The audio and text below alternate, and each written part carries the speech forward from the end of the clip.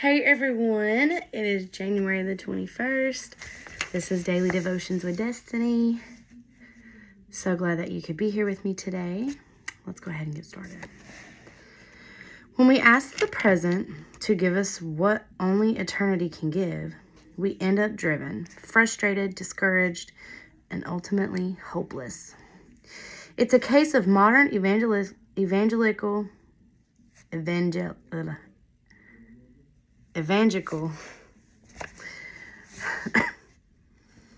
schizophrenia.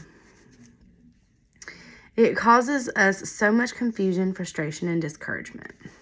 It leaves us with unrealistic expectation, naive toward temptation, and regular disappointment. It leads us to ask far too much from the people around us and to expect more than we should from the situations and locations in our life. It makes us search over and over again for what we will not find and spend endless hours wondering why we haven't found it. It even results in some of us beginning to doubt the goodness of God. What is schizophrenia, you ask?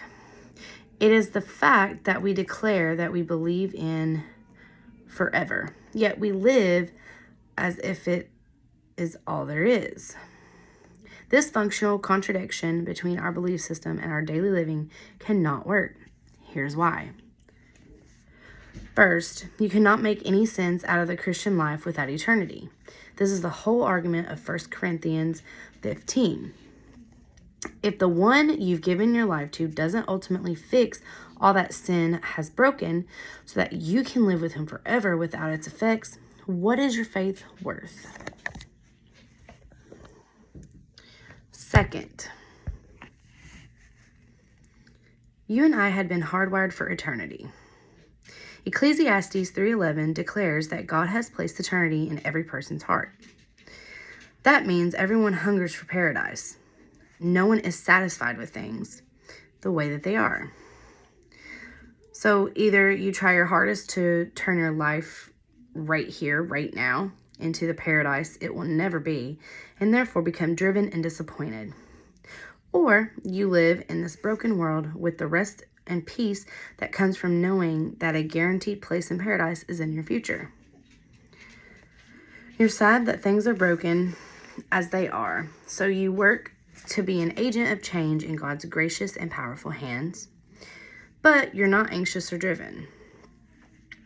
You know that this world is not stuck and that it hasn't been abandoned by God. You know that God is working his eternal plan. He is moving things toward their final conclusion. You can't see it every day, but you know it's true.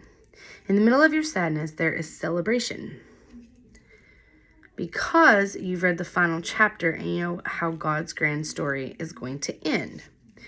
So you get up every morning and give yourself to doing the things that God says are good. Because you know that if grace has put eternity in your future, there's nothing that you could ever do in God's name that is in vain. For further study and encouragement, go to 1 Corinthians chapter 15, verses 12 through 34. I love reading this with you guys, and it motivates me more to do this. I love it, and I hope that you guys are able to get something out of this reading and everything. So I would love to do some live videos, so don't forget to follow my page and comment and let me know what else you guys would like to see, including with the devotions. Thanks, guys. Remember that Jesus loves you, I love you, and you all have a wonderful night. Stay warm.